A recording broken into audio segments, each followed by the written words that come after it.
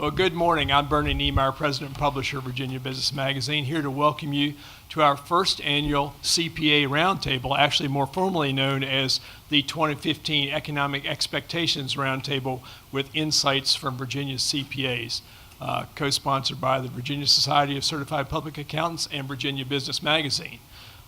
Introducing our panelists today, from my far left, we have Colette Wilson from Fairfax Station, Virginia, the chair of the Virginia Society of CPAs Board of Directors and a former partner with Cotton & Company. To her right is Ryan Losey, Executive Vice President of Pasek & Associates from Richmond, Virginia. To Ryan's right is Greg Lawson, a partner with Dixon Hughes Goodman in their Newport News office. And to his right is Charles Equi with Johnson Equi & Company. He's an owner and partner, and Johnson Equi is located in Roanoke, Virginia. Then to my right here, we have editors from our magazine, Robert Powell and Veronica Garibelli. I'm going to turn it over to editor Robert Powell to begin the questions. Thank you. Thank you, Bernie. We're going to be talking about the results of the survey that the CPA Society did with its members. Charlie, looking at the results for the past 2 years, why does the survey continue to show that many CPAs believe a full recovery is still several years away? Well, that's, that's an any question that depends comes from my office. But it depends on what part of the state you're from, how that survey took on. But within my practice, I've had, handful of clients have had the best years they've ever had the last 3 years. And just astonishing years. But the majority of them are just, kind of barely getting over the hump. They're just moving along. And I think a lot of the practice, from my sector is seeing that. Where, I'm somewhat optimistic that things are improving right now. But I'm kind of seeing, depends on what kind of industry you're talking about, but they're still having a hard time getting going. And we haven't had that breakthrough, that, innovation that is going to move the whole country yet. Right. And usually when it came out of these economic downturns, we saw something that moved us forward. But again, it depends on what kind of industry you're in and how it's moving along right now. But I think from my sector, anyways, that small, what I handle is small, closely held businesses. And when I say that, it could be anywhere from $50,000 gross to 30 million a year. Right. They're having some of those businesses are still having difficult times staying in business. Right. And there's a lot of issues there with generations taking over and new technology that's taken over. But there's a lot of factors you can't wide pinpoint. But right. The overall economy, from a local to a national economy, has just in my opinion, it's kind of humping along. It just has not zoomed yet. Right. And I haven't seen that one person come out with that innovation to move our country forward yet. Right, right. Anyone else? I think from the 10,000 foot level, the respondents to the survey kind of being divided between half of them thinking it's positive, half of them think it's negative, is from the perspective that they look at it. I think some of those people are looking at the 17 trillion in national debt we have. If you add the off-balance sheet debt to that, it's another $70 trillion. If you look at the aggregate debt of all the states, it's another $2 trillion. And if you look at it from that perspective, you tend to be negative. Right. And you might also add student debt there, even though it's not. Yeah, it fades into the business part of it. That's part of the off-balance sheet debt. If you're a positive thinker, you look at recent trends. The stock markets continue to be resilient. We're getting some gains in the labor markets, and even the decline in gas prices. All are consumer-oriented things that make you look at the opportunities. Right. So this question's for Greg. Most respondents seem to be more optimistic about the outlook for Virginia's overall economy next year, but more pessimistic about the U.S. economy. What do you attribute to this difference?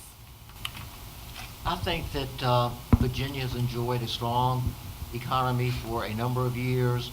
It tends to not have some of the swings that the national economy has, partly due to the strong military presence we have in Virginia with the Department of Defense. We do tend to have a fairly diversified economy in manufacturing, technology. Of course, the ports are an important factor in Virginia economy. So I think those are items that make Virginians a little bit more optimistic as compared to the national surveys.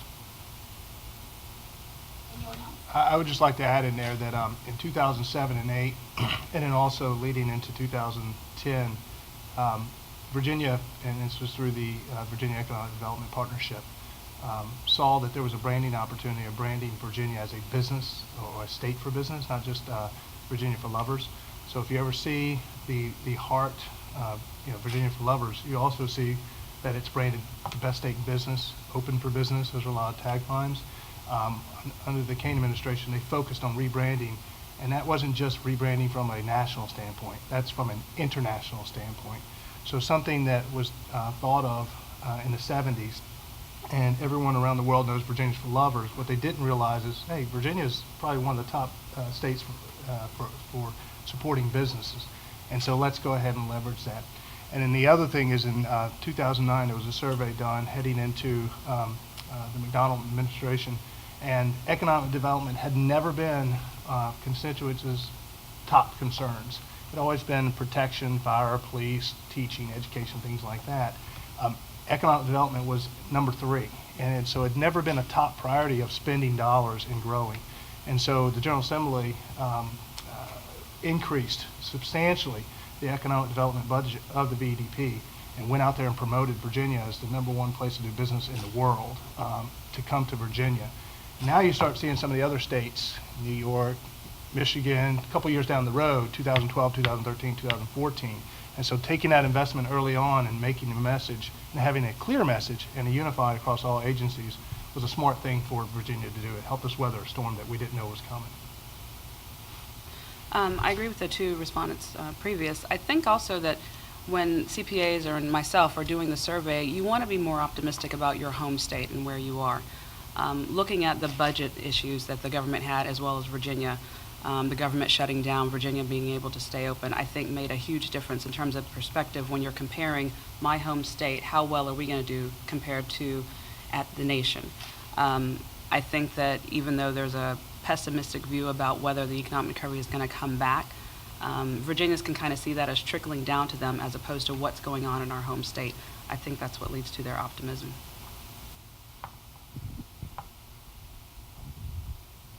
Okay, Ryan, should the Affordable Care Act be reformed or repealed?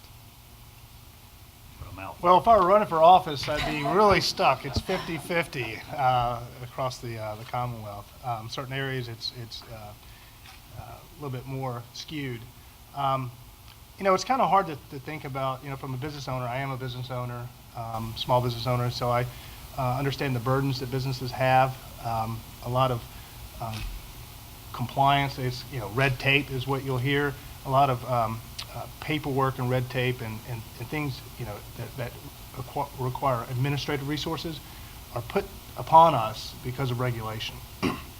And so, for instance, why are we withholding tax agents that are unpaid when it's really not our responsibility? Well, these are things that add on to it. So the business community gets a lot of times forced to be the responsible agent for these plans, whether we like it or not. So, from a business standpoint, I don't like to see more administrative burden. It distracts us from our core businesses. But when you look at it from a global standpoint, we have an aging population. We're one of the few developed countries that doesn't have national policy regarding health care. I can see that argument right there. Personally, my opinion is that employers, businesses, shouldn't be responsible for the health care of its employees. It should be responsible for negotiating and paying them a fair compensation, and then they can choose. So that's my personal opinion as a business owner. That 1,000-pound elephant sitting in this room right now. I've had 3 phone calls yesterday on what to do about it. And there's various opinions from the CPAs. It is very cumbersome for us. Any law that's passed, any tax law, the business community has to deal with it. But what readily happens is that the CPAs at the end have to deal with it. We're the one that has to finalize it on the tax return, collect the money, and submit it back. So, it always comes back on us no matter what law it is. Healthcare, you name what industry it is, it's going to come back on us. We pretty much have to enforce the law. So there's a theory. Go ahead and just implement it, because it's just causing so much problems right now for us it's a moving target. Every time they think we've got it, they change it or delay it. I don't know if there is a right answer for that, but it is going to be very costly. And whether my personal opinion matters or not, whether you want it or not, I think it's coming.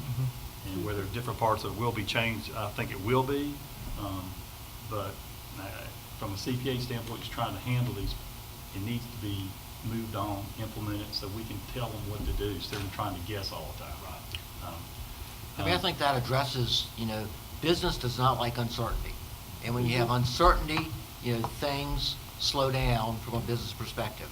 And, with delaying dates, changing laws, changing regulations, changing interpretations, uncertainty kills business opportunity and growth. And I think when you can take the uncertainty out of it, and you can give us rules that we're going to have to abide by, and there's some certainty that those are in fact going to stay in place, business can adapt to that. I think as CPAs, well, the answer to the question for me is reform. I think, like Ryan said, it's gone so far. It's coming. It's here. Reform is needed. I think to just repeal it would just make things completely worse. But it does put the onus on the CPAs, and that is something that they should be looking to us for. We have to deal with the businesses, or we have to deal with the individuals, and we're the ones who are going to put forward what we feel needs to be right, what we feel needs to be consistent, and how to handle these issues. But I think repealing it would just cause more harm than it already has done thus far.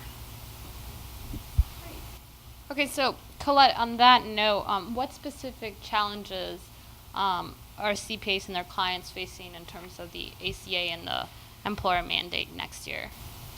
For that, I would need to turn it over to someone else on the panel. My expertise is in the federal government area, helping federal agencies work, and I've not personally worked with businesses and clients. Okay. So, anyone else? someone else. Just implement it. Does it apply to me? And if it doesn't, what am I supposed to do? If it does apply to me, what am I supposed to do? Right. What penalties are going to hit me? I have a whole booklet on it that's that thick, and I wish I could tell you everything about it, but I can't. When we approach something, we approach it with each client to see how it's going to fit. And just to figure whether you qualify or not, you got to figure what kind of full-time employees you got. Whether you're full-time, part-time, you got to do a calculation just to figure how many employees you got. It is such a complex law getting to that point that you have to first approach the insurance company. Hope you got a good insurance department there that's helping you get through this part. Then you got to step in and say, yay or nay, this is what we need to do. You got to provide a certain percentage to the employees coverage, or you get fined. If they don't have coverage, you get fined. It's just so many complexities that we couldn't sit here and answer all that today. But it is, like I said, it's a 1,000-pound elephant sitting here right now. You want? No, I think it's kind of been summed up. I mean, the issues are, from a business perspective, in my mind, are we covered under this legislation or not? Are there strategies where we can avoid coverage under this legislation? How do we educate our employees as to what opportunities the legislation prevents for them? How do we manage our entire employee benefit model around this regulation and still be able to pay a competitive wage to our employees and give a fair return to our shareholders? And that's a very simplex answer to a very complex I'm problem. a simple person. Yeah. I mean, I don't know the answer either, I'm telling you this, but it's a tough one to deal with right now. Yeah, in my practice too. I think also, again, it's a moving target.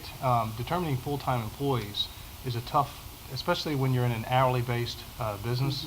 I think those businesses are the ones that really are going to have the most challenge Those have more than 50 full-time employees, and the majority of their employees are on an hourly basis. Those are the ones who are going to have the big challenges of keeping up with this.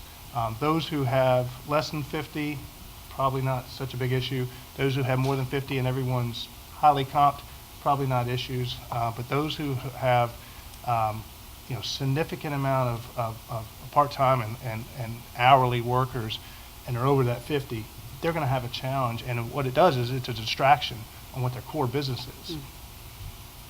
Again, goes back into growth again. Yeah. Okay, Charlie, this is one question. It is not directly addressed in the survey, but it's something that we're all aware of.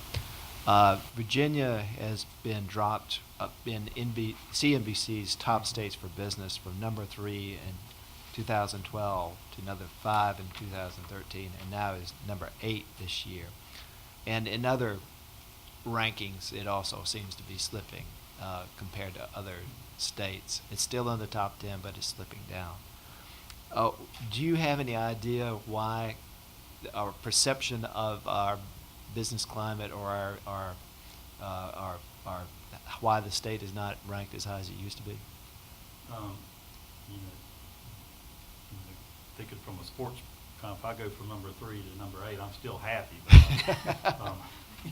But over the past years, we've had issues within the Right. political realm trying to solve the budgets and trying to meet the funding and things of that nature. I think that's had a big part to play in it.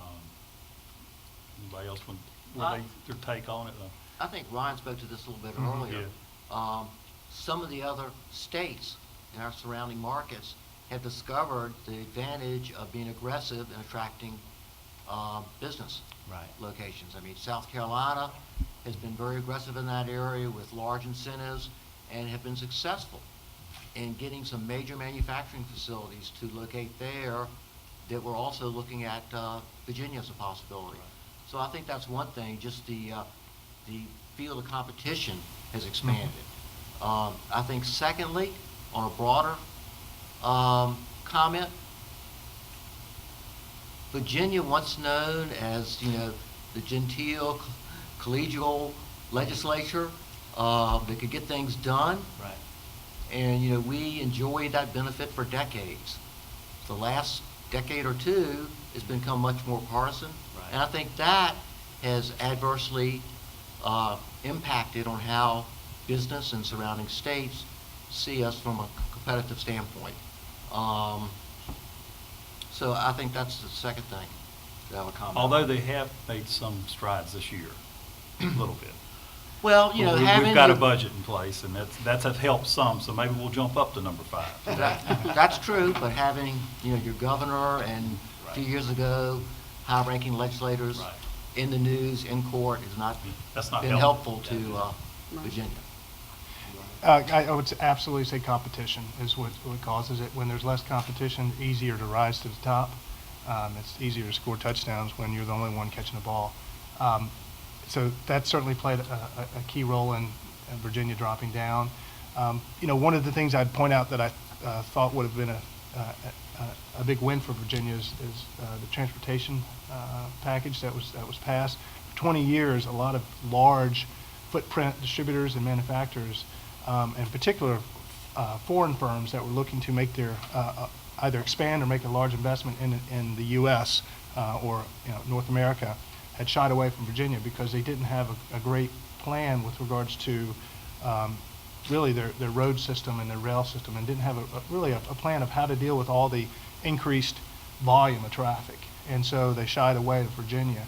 And I would have thought that would have been something that helped. Now we have at least a plan of how to fund the infrastructure issues that we're having, both in the Hampton Roads, Norfolk, Tidewater area, and also in the Northern Virginia area. So again, I thought that would have helped. I think it may help long term. You see companies like Amazon decide to put a distribution facility here. Maybe there's more of those to come. I think there should be continued marketing of our number one asset as a state, which is the port.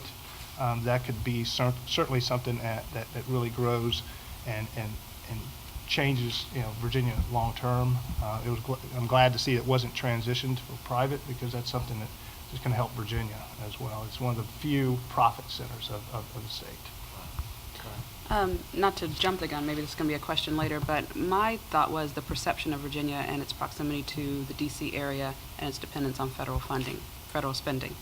I think that could be seen as, with the federal government having so many problems, Virginia being so tied into federal spending with the military and the ports and all of the programs, that can be seen as Virginia's business not being as strong if it's dependent on these issues that are going on at the national level. And that could just be a perspective as opposed to just the straight numbers that you're talking about.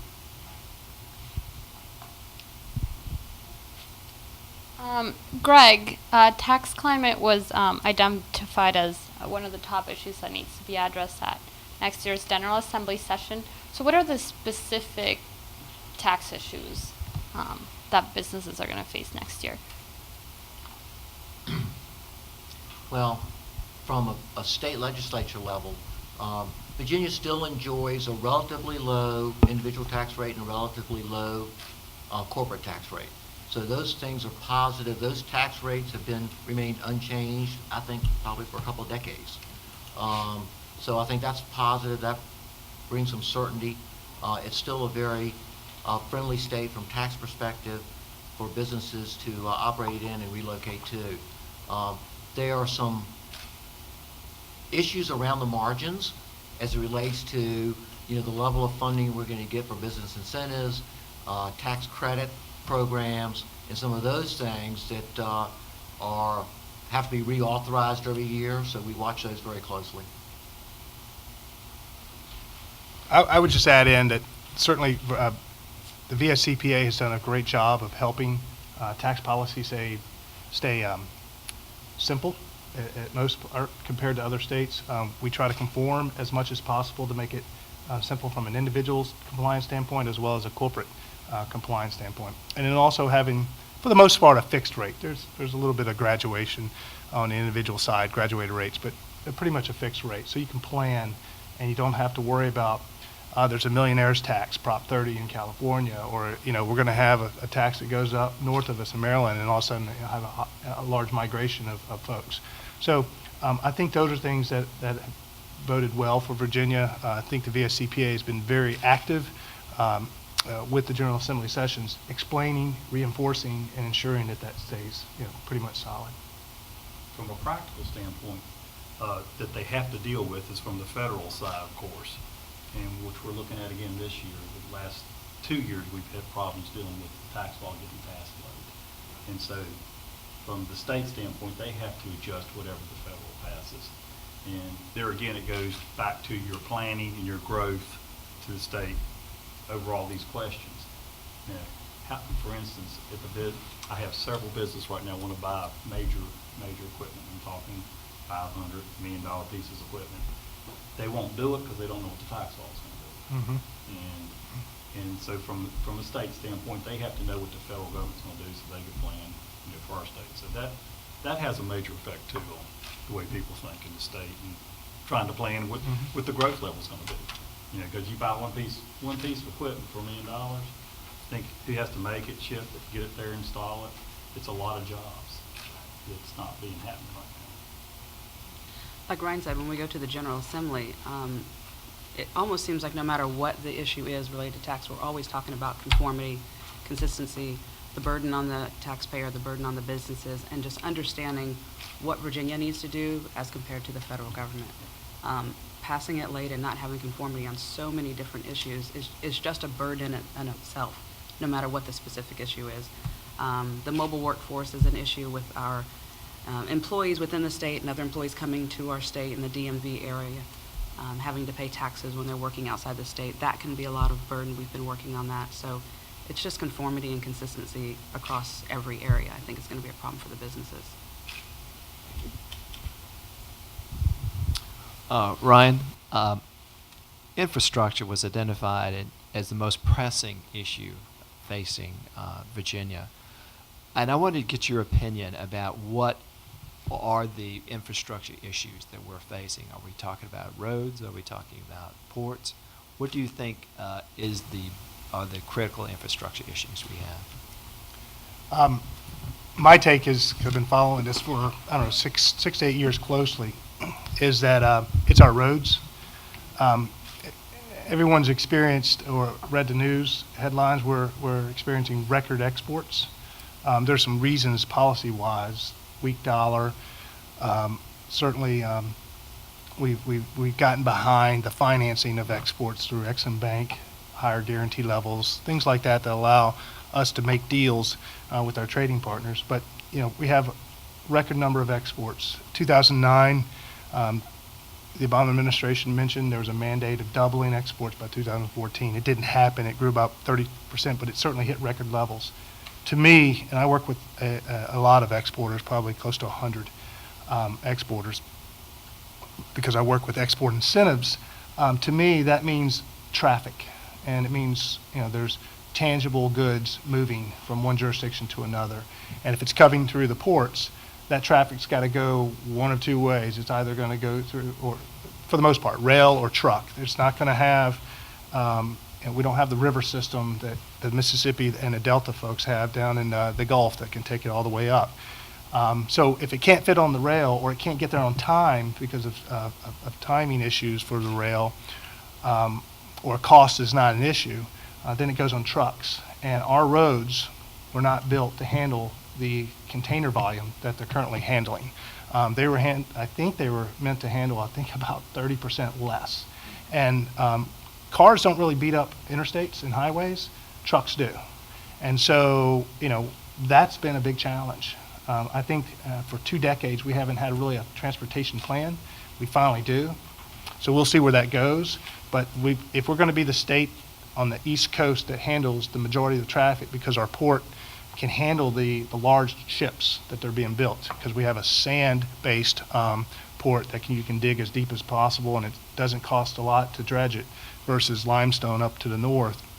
Well, if you're going to do that and you're going to build that, well, then you got to have the infrastructure to get it to the rest of the population, 55%, within a day's drive. You can't just get it to the port. And on the other side is, if we've got exports that are growing at a significant level, you've got to get those exports out too. So the transportation plan, it's being funded now with sales tax dollars. I'm interested to see over the next couple of years, will it be put to work on capital spend. Yeah, I think Ryan's right on point on that. And me, being from the Southeast, transportation, the expansion of the 64 corridor from Hampton up through Richmond is critical, as well as solving the tunnel issues getting from Hampton into Norfolk and Virginia Beach. Those are critical factors. And they're not only critical for our commercial enterprises and our ports, because they are very much interested and need adequate transportation. They're also critical to the military. Sequestration is the law of the land right now. We're going to have another BRAC. It will probably be in 2017. And I can tell you there was a concentration of DOD and military bases in Southeast. They're looking very closely at that issue. And if we can make some progress in solving the 64 corridor between Hampton and Richmond, get some shovels in the ground on that project, have a plan as it relates to the Hampton Roads Bridge Tunnel, then that's going to be critical in any considerations from the BRAC perspective. We have some real opportunities. If we can overcome those burdens and show progress on those issues, Southeast Virginia and Virginia as a whole has a great opportunity to be a net gainer in the next round of BRAC. Norfolk Navy Yard, they have the capacity and the technology, including nuclear engineers, to house the entire Atlantic fleet at that facility. Naval Weapons Station, Yorktown, they have the infrastructure capacity to merge in the other 2 naval weapons stations. Those issues would be tremendous, save billions of dollars in the national defense budget. Increasingly, SEALs, special ops, are increasingly important element in our national defense and addressing critical problems, we have the facilities and the commands in place to consolidate those activities. So if we can get by the transportation issue and show some progress there, if we can deal with some of the encroachment issues we're having on military bases, we have a great opportunity to come out smelling like a rose in the next round of BRACs and have significant economic impact on Virginia. Colette, the next question is for you. A majority of respondents think the Commonwealth has not done enough to lessen its dependence on spending. Is sequestration taking a toll on companies in the state? I'm sorry, the last part? Is sequestration taking a toll on companies in the state? Absolutely, I think it has.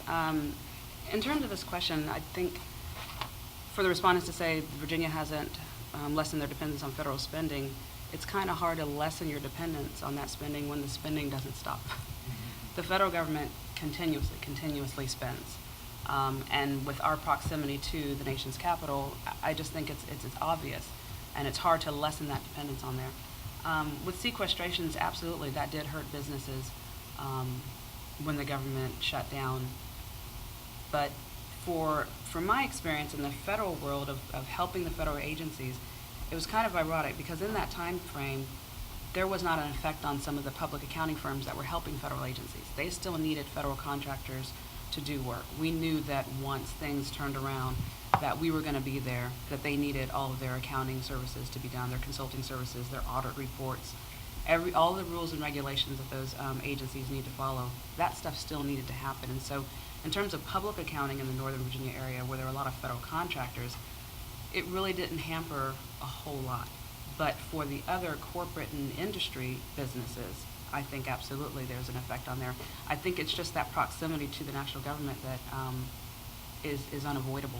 There's going to be that dependency, and anything that happens with them in the private sector is going to be to the detriment of Virginia businesses. To that, actually Virginia did allocate, the General Assembly did allocate a couple $1 million specifically for helping Virginia-based defense contractors or government contractors commercialize and grow their commercial revenues. And actually a former colleague, employee of mine, actually led that program and is leading that program right now. And the goal was to help them take a lot of the, if they had some intellectual property and know-how that they could use that wasn't limited by contractual terms, and convert that into a dual-use commercial space. Let's go after commercial clients, whether it's across the U.S. or in other countries that we have favorable relationships with. So whether it's under the Foreign Military Sales Act, or again, Australia, Germany, France, UK. These are trading partners that a lot of times defense companies can work with both of those jurisdictions. So Virginia did allocate, they carved some funds out. I think it was a 2012 session, and they went out and tried to identify as many Virginia-based defense contractors and explained to them the program and brought them in and said, let's go ahead and try to expand some of your revenues. It's hard to do that change, I will say, because a lot of these defense contractors, 95% or more of their revenue is government related. And you'll see it in the audit report. It says, hey, you have a high concentration of your revenues derived from one or two clients. That's a risk in itself. So to migrate that all of a sudden to a 50-50 ratio or 60-40 ratio, it takes some time. It's tough. But certainly Virginia, put its money where its mouth was.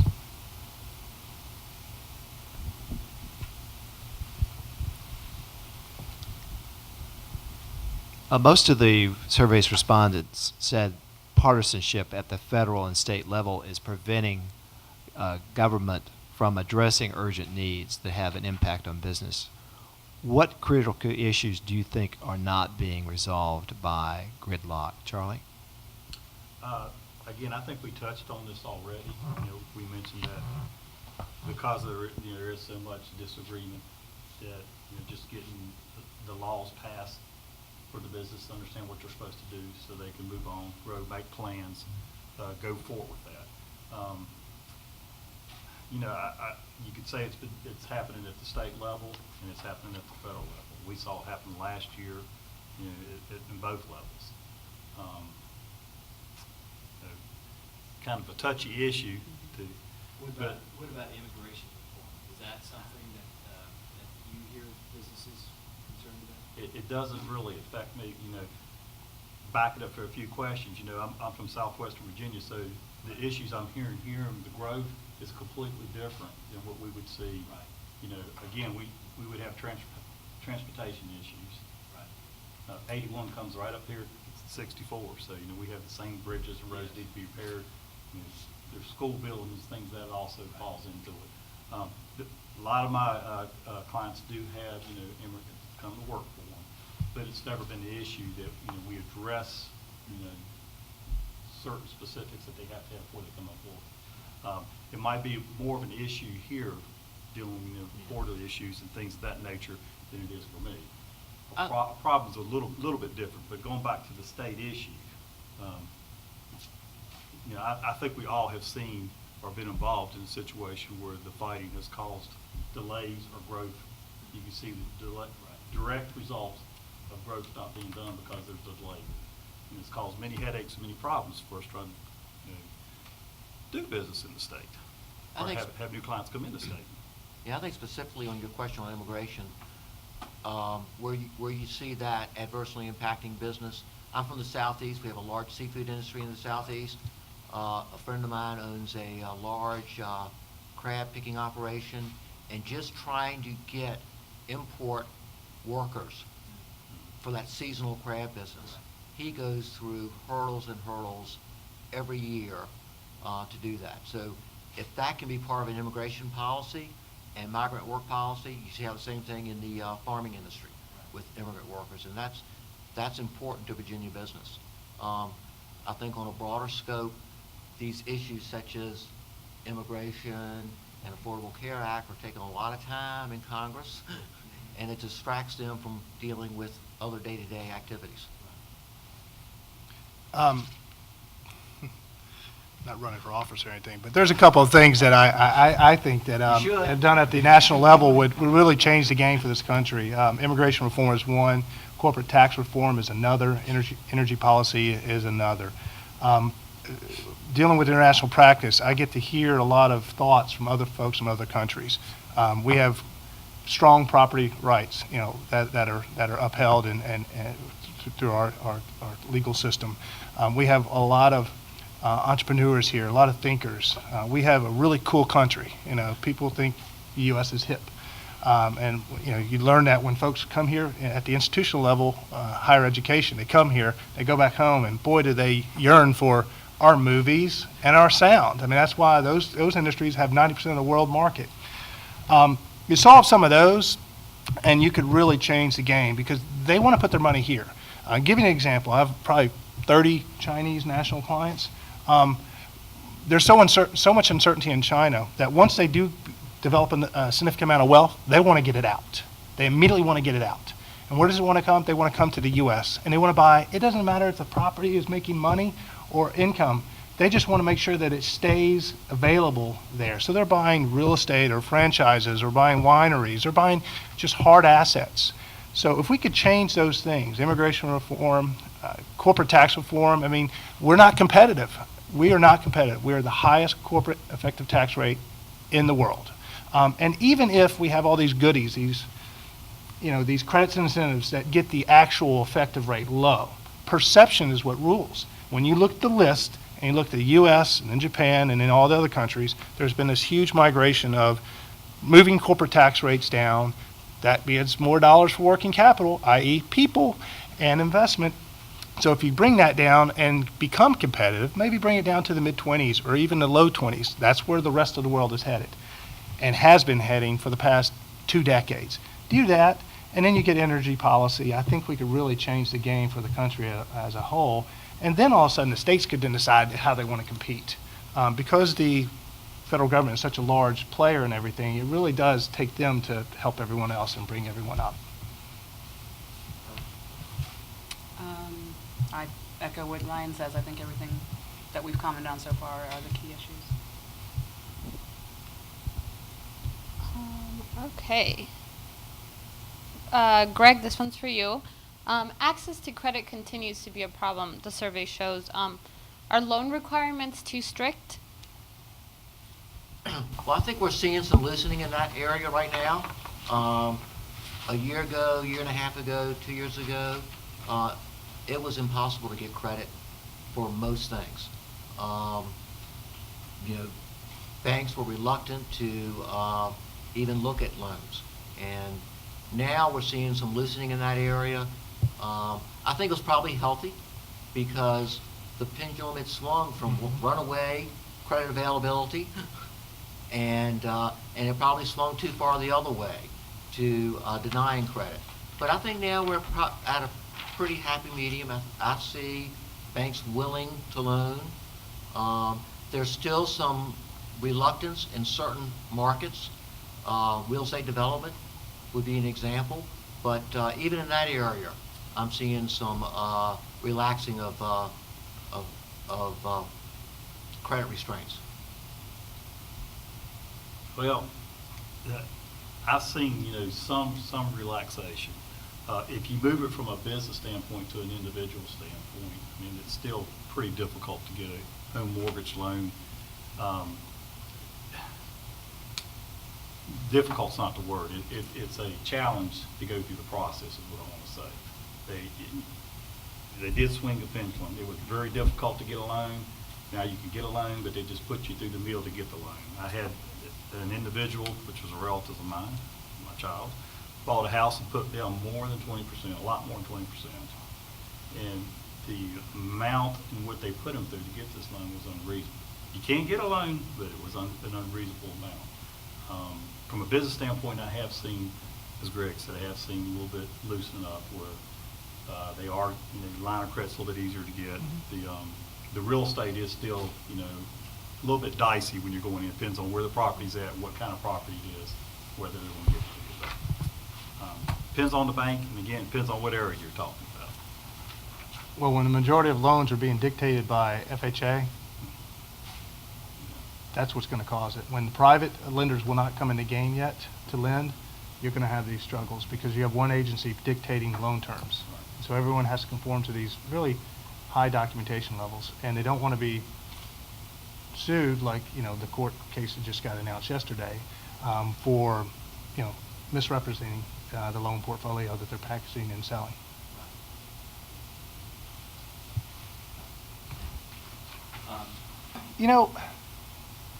My thoughts are we need a deal maker in the administration that will go to Congress and compromise and make a deal and cut deals that help the entire country. We've had 14 years of close or either absolute control in the Congress and in the executive branch. Either both houses in Congress or one house and the executive office. And there's been really two very opposite polar ends. My thoughts are if you had someone that could come in and just make deals and not worry about their next cycle getting elected, we'd probably have some compromise. I always think of it from a business deal. If both parties are unhappy, it was probably a good deal. If one's happy and the other one's not, then someone didn't get a great deal, and vice versa. That's what I think we're missing right now. Everyone knows the issues this country needs to deal with. I mean, the debt one is huge, and it looks like that's what's kind of slowing things down because we got to deal with it. But there's other things that would, release the business community to go out there and really make some long-term investments. But you got to have a CEO that makes the deal and shakes hands and says we're going to do this because it's for the greater good of the company, or in this case, the country. Is not worried about, the board or not being there to when it comes time to campaign. Just absolutely. I don't think there's one specific issue that's greater than the other, besides our debt. But it's a mentality. It's the personalities. It's just what blankets our U.S. Congress of this partisanship issues that covers everything. And Ryan, you've said it very well. We need someone who can cause that kind of change, not to use the word change related to the current administration, but someone who can cause that change. I don't know what it's going to be, but those partisan issues come up so severely in every single issue there is. It's almost disgusting. And when you hear other people, other commentators or journalists in other countries talking about our country and how we can't get along, how things can't get passed, and who's going to stonewall the other person, there just has to be I can't think of another word other than change in the culture of our Congress, no matter who's in that seat. And I think the rest of the issues are going to come up. They need to be dealt with. There needs to be consistency. There needs to be timeliness. There needs to be thought about the population, the Americans, and the businesses, and how it's going to affect everyone. And all the partisan issues have to go aside. I just don't see where much progress is going to be made, no matter who gets into office next. I, a little pessimistically think that it's still going to continue, because there's just a culture there that just isn't going away. And I really don't know how that change is going to come about, or what one person or CEO or a different type of background person. We've had different types of backgrounds and personalities in the White House, but the issues are still there.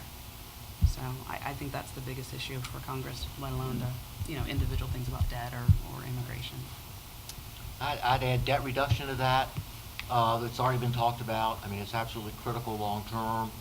I would add corporate tax policy. I think it's absolutely the wrong policy to try to write regulations or statutes to prevent tax inversions. Mm-hmm.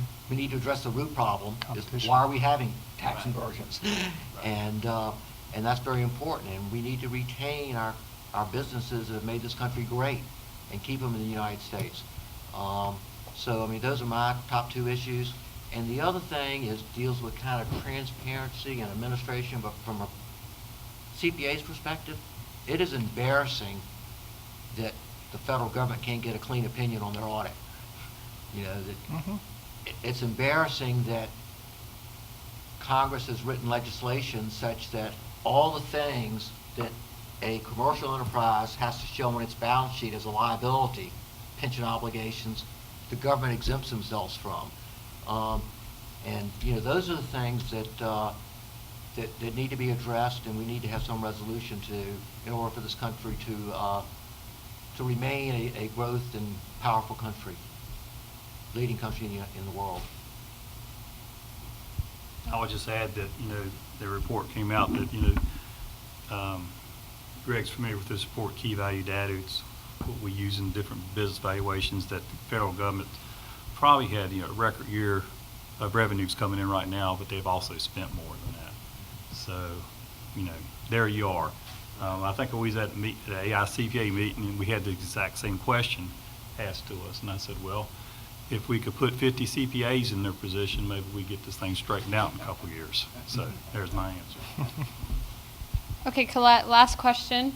Are there any other pressing issues that will affect businesses in your area that we haven't touched upon?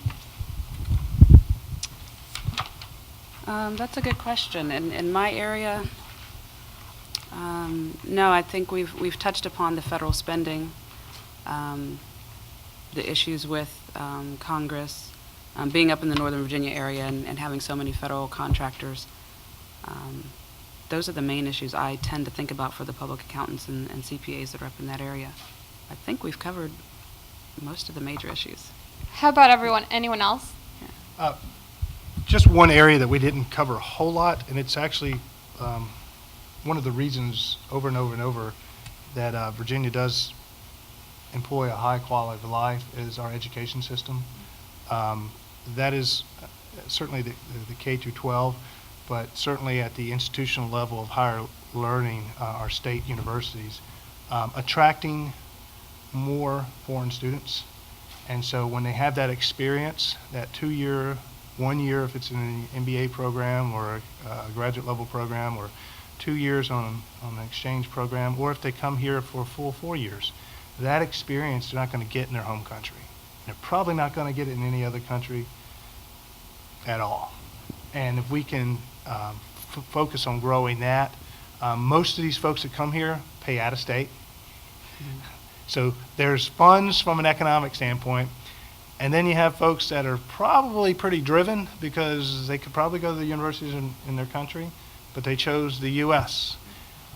And if we could embrace that and attract that, this whole thing of global trade and competing with the world, that would be like planting all the seeds around the globe that we need to plant. And so that's, my thoughts. There is a strategy that's going on. It will probably be announced in the first quarter of next year, specifically that targets that. But I would just say that that's something the state needs to not lose sight of. Well, I know from my part of the country, it's usually within the top 10 of the best place to raise a child, educate them, the best health care system, and the best place to retire and live. So, there are a lot of opportunities out there. We just got to make sure we go about it right.